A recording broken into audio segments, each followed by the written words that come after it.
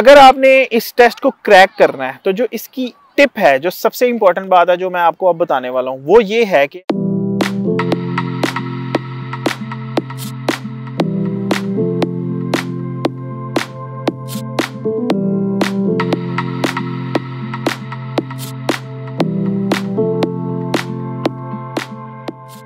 Hi guys, welcome back to my channel.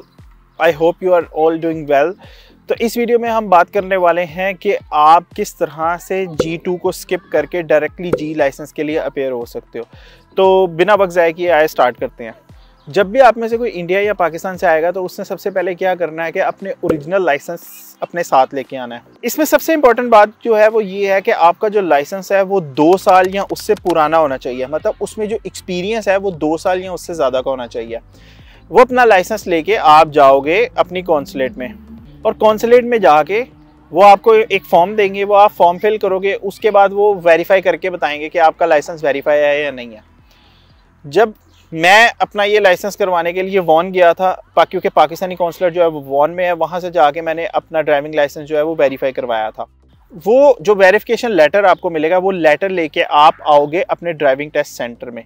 Driving test centre में आके आप वो लेटर सबमिट करोगे और उसके बाद आपका जो एक्सपीरियंस है वो ऐड हो जाएगा।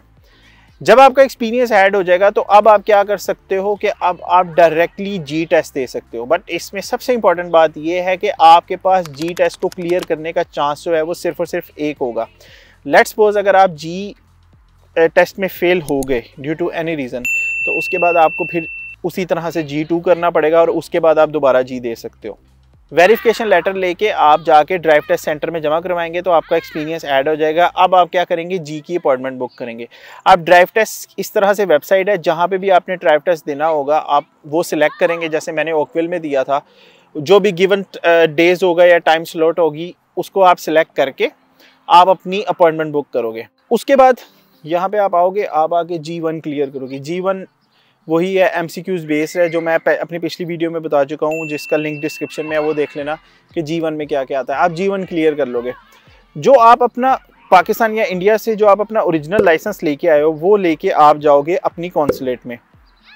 कॉन्सुलेट में आप अपनी ड्राइविंग लाइसेंस की वेरिफिकेशन करवाओगे कि ये ओरिजिनल है या नहीं है। तो अब मैं आपको बताता हूँ कि जब आपकी अपॉइंटमेंट बुक हो गई है, उस दिन जब आप अपने टेस्ट देने के लिए जाओगे तो वहाँ पे क्या होगा। ड्राइविंग टेस्ट सेंटर के अंदर आप जब एंटर होते हो तो लेफ्ट साइड पे काइजोग मशीन लगी हुई है। काइजोग मशीन्स के अंदर आप अपनी डिटेल एंटर करते हो तो एक टोकन आपको मिल जाता है। उस टोकन के ऊपर ये भी लिखा होता है कि आपने किस पार्किंग स्पॉट के ऊपर खड़े होना है। आप वो भी जो भी पार्किंग स्पॉट होगा, आप उस पार्किंग स्पॉट के अंदर अपनी गाड़ी के अंदर जाके बैठोगे। आपका जो ड्राइविंग एग्जामिनर होगा वो आएगा उस टाइम पे। जैसे मेरे केस में मेरी अपॉइंटमेंट थी 12:50 की। जो एग्जामिनर था वो तकरीबन 1 घंटा लेट आया था। अनलेस जब तक वो आएगा नहीं, अनटिल तब तक आपको वेट करना पड़ेगा। जब वो आएगा वो सबसे पहले आके चेक करेगा आपकी गाड़ी के इंडिकेटर, फ्रंट साइड से भी और बैक साइड से भी। आपकी गाड़ी के मिरर देखेगा, साइड मिरर दोनों हैं, इंडिकेटर हैं, ब्रेक लाइट चल रही हैं। उसके बाद आपका टेस्ट स्टार्ट होगा। वो आपको उसके पास एक टैब होगा और वो टैब के ऊपर वो डिफरेंट तरह के क्वेश्चंस लिखे होंगे। वो आपसे पूछेगा कि आप ड्रंक तो नहीं हो, आप बिल्कुल ओके हो, आपको रूल्स पता है, आपको हर चीज़ पता है। और उसके बाद एक फॉर्म होगा, वही उसके ऊपर वो आपके वही मतलब टैब के अंदर ही वो आपसे आपके साइन सिग्नेचर ले लेगा।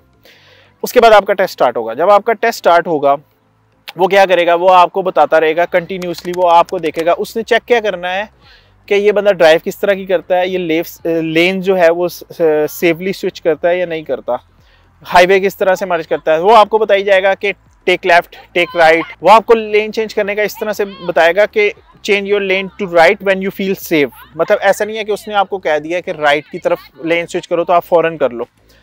इस तरह से वो आपकी ड्राइविंग देखेगा। उसके बाद वो आपको हाईवे पे लेके जाएगा। हाईवे पे भी वो देखेगा कि ये हाईवे किस तरीके से मर्ज करता है या नहीं करता, क्योंकि हाईवे पे जो स्पीड है वो 100 है। वो ये देखेगा कि ये हाईवे की स्पीड के लिहाज से मर्ज करता है या नहीं। क्योंकि मेक श्योर आपने ये करना है कि आप जो ट्रैफिक का फ्लो है उसको डिस्टर्ब नहीं कर रहे।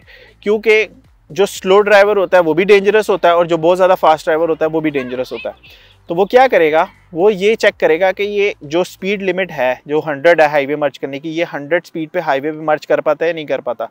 फिर वो आपसे हाईवे पे भी लेन स्विच करवाएगा, कभी लेफ्ट करवाएगा, कभी राइट करवाएगा। जैसे हमें आदत पड़ी होती है कि हम जो है बैक मिरर को देखते हैं या साइड मिरर को देखते हैं जब हम गाड़ी चला रहे होते हैं, अगर हमने देखना है लेन स्विच करनी है कुछ भी।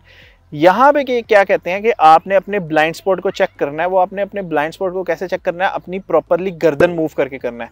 मिसाल के तौर पे आप स्ट्रेट लेन में जा रहे हो और आपने लेफ्ट लेन में गाड़ी को अपनी स्विच करना है, तो उसके लिए जब आपने शीशे को देख लिया है तो उसके बाद आपने इस तरह से पूरी अपनी गर्दन मोड़ के देखना है कि आपके ब्लाइंड स्पॉट पे तो नहीं है कोई। ब्लाइंड स्पॉट क्या होते हैं वो मैं आपको स्क्रीन पे दिखा रहा हूँ कि इस चीज़ को ब्लाइंड स्पॉट कहते हैं। तो वो ये मेक श्योर करते हैं कि ये स्विच कर रहे हैं नहीं। अगर आपने बहुत अच्छी ड्राइव किया, आपने कोई भी मिस्टेक नहीं की, लेकिन अगर आपने अपनी गर्दन मूव नहीं की, अपने ब्लाइंड स्पॉट आपने वैसे देख ली है, शीशे में देख ली है, लेकिन आपने ऐसे गर्दन मूव नहीं की, तो इस बेस पे वो आपको फेल कर देंगे। तो ये आपने 100% मेक श्योर करना है कि आप अपनी गर्दन राइट मूव कर रहे हो, राइट लेन में स्विच कर रहे हो तो आपने राइट की तरफ मूव करनी है, लेफ्ट कर रहे हो तो लेफ्ट की तरफ आपने प्रॉपर अपनी गर्दन इस तरह से मूव करनी है, लाइक दिस। तो ये टिप है। उसके बाद अगर आप पास हो गए तो वो जब आपकी गाड़ी पार्किंग में आएगी, वो अगर आपने कोई मिस्टेक की होगी जो माइनर मिस्टेक है जिसकी बेस पे वो आपको फेल नहीं कर सकता, या मतलब आप वो आपके ओवरऑल देखेगा कि इसने मिसाल के तौर पे कोई क्राइटेरिया हो गए, इसने इतनी चीज़ें ठीक की हैं, ये चीज़ गलत है, वो आपको वो चीज़ समझाएगा और वो आपको कहेगा कि अंदर जाके अपना लाइसेंस ले लो। फिर आप काउंटर पे जाओगे, जो भी काउंटर होगा, और उसके ऊपर से आपको आपका टेम्परेरी लाइसेंस मिल जाएगा, और जो आपका कार्ड वाला लाइसेंस होगा वो आपके जो भी आपका पोस्टल एड्रेस है वो उस पर डिलीवर हो जाएगा। अब मैं आपको स्टेप बाय स्टेप बता देता हूँ आपने करना क्या है। सबसे पहले आपने G1 पास करना है। उसके बाद जब आपने आना है पाकिस्तान या इंडिया से तो आपने अपना लाइसेंस लेके आना है जो 2 साल या 2 साल से पुराना होगा। उसके बाद आप अपनी कॉन्सुलेट में जाके आपने अपने उस लाइसेंस को वेरीफाई करवाना है कि ये ओरिजिनल है या नहीं है। जब आपका लाइसेंस वेरीफाई हो जाएगा, वो वेरिफिकेशन लेटर लेके आके आपने ड्राइव सेंटर में जमा करवाना है। जब आप ड्राइव सेंटर में जमा करवाओगे तो उसके बाद आप डायरेक्टली जी टेस्ट के लिए अपेयर हो सकते हो। Keep this in your mind कि जी टेस्ट को क्लियर करने का जो मौका है वो सिर्फ और सिर्फ एक है। एक मौके के अंदर आपने जी टेस्ट को क्लियर करना होगा। सबसे मेन, जब आपने लेन स्विच करनी है तो आपने अपना ब्लाइंड स्पॉट चेक करना है और वो आपने अपनी प्रॉपर गर्दन को मूव करके चेक करना है। फिर अगर आप पास हो जाओगे तो आपको टेम्परेरी लाइसेंस मिल जाएगा और जो भी आपका कार्ड वाला लाइसेंस होगा वो आपके घर में डिलीवर हो जाएगा। इसकी जो फीस है वो अप्रोक्सीमेटली $90 to $95 के आसपास है। तो ये सारा प्रोसीजर है, इसको फॉलो करके आप G2 को स्किप कर सकते हो और आपको एक चांस मिल सकता है G लाइसेंस के लिए डायरेक्टली अपेयर होने का आफ्टर G1। तो उम्मीद करता हूँ कि आप लोगों को ये वीडियो अच्छी लगी होगी और इन्फॉर्मेटिव लगी होगी। अगर आप लोगों को ये वीडियो अच्छी लगी है और अगर आप कोई क्वेश्चन है या कोई भी क्यूरी है तो वो आप मेरे से कमेंट सेक्शन में पूछ सकते हैं। और यार काइंडली चैनल को सब्सक्राइब करना, क्योंकि आप लोग सब्सक्राइब करते हो तो मुझे मोटिवेशन मिलती है कि मैं मज़ीद कंटेंट आपके लिए बनाऊं। तो और अगर आप लोग ट्रकिंग से रिलेटेड, ट्रक लाइसेंस से रिलेटेड, जिसको AZ क्लास कहते हैं, उससे रिलेटेड अगर आप वो लाइसेंस कैसे मिलता है उससे रिलेटेड वीडियो देखना चाहते हो तो कमेंट सेक्शन में मुझे ज़रूर बताना। वो टॉपिक भी मैं लाइसेंस का आप लोगों के लिए कवर करूँगा। थैंक यू, अल्लाह हाफिज़, बाय बाय।